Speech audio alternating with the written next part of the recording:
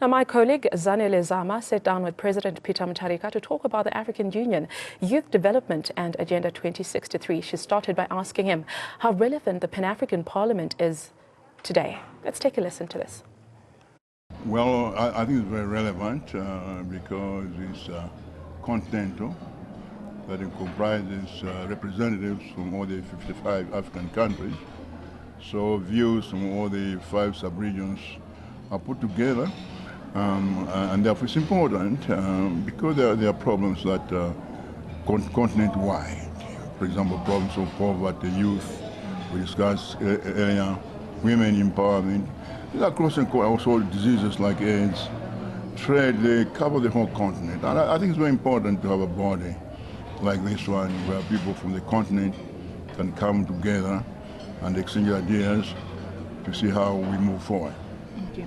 And then what is your take and what are you going to do as a head of state to encourage other heads of state to ratify the Malabo Protocol? Yeah, we just have to go on talking about it. The President said, or the Parliament, that most heads of state really support the Malabo. I think the problem is the processes in our individual countries. In some countries, only the President signs. In other countries, you have to go through Parliament and so forth. And then some of them only foreign minister can do so.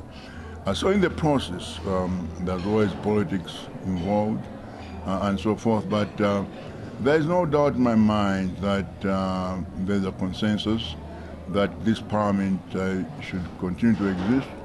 There might be some differences to how much powers should the Parliament have. That's something we can discuss.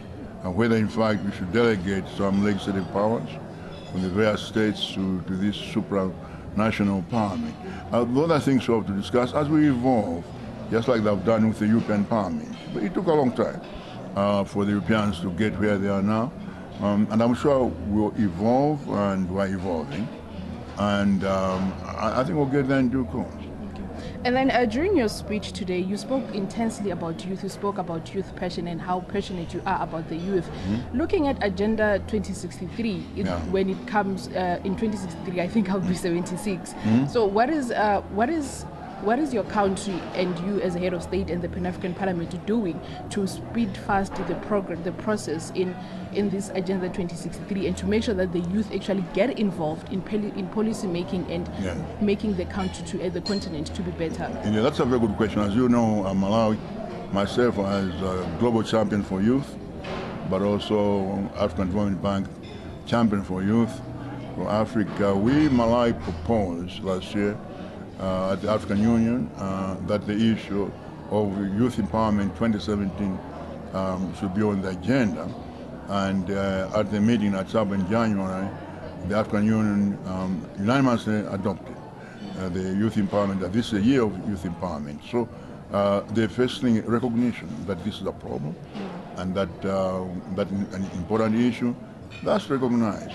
And now beyond that, the African Development Bank has committed to provide resources to create about 25 million jobs from the youth. So that's happening, but as I said earlier in my speech, in our individual countries, we have to make efforts,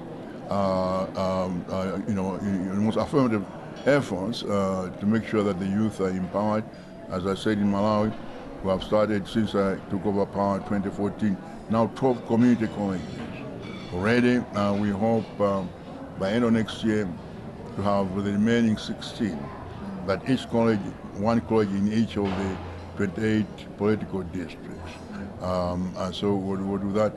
But we'll go beyond that. And these colleges are offering courses, things like carpentry, bricklaying, ICT, welding, plumbing, including beauty technology.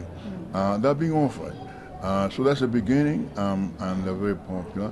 That's one way. Another way is to try to create jobs through this African Development Bank initiative in the agriculture sector.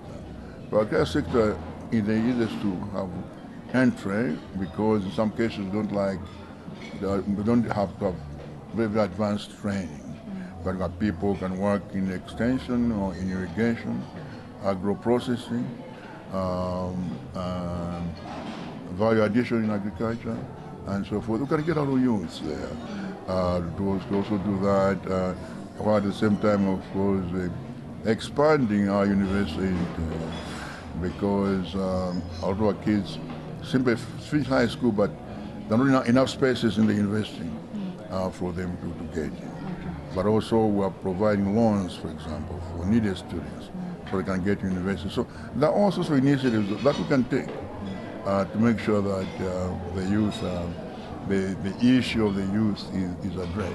Okay. So to deal with unemployment and also in encouraging the youth to help them to better their lives, I see that there's a lot of money involved. You as the president of Malawi, what is your government going to do to eradicate corruption, should there be any? Because we are talking about billions and billions. So how are you going to make sure that the money goes towards the proper channels and to what it is meant for? Yeah, well, we have to have very strict rules, financial management, but I agree with you that in these kinds of processes, there's always corruption. Money doesn't tend to leak somewhere and not reach the intended people. That's why that danger. I think we need proper system of financial management and accounting and supervision and detection so that the money goes where it's supposed to go.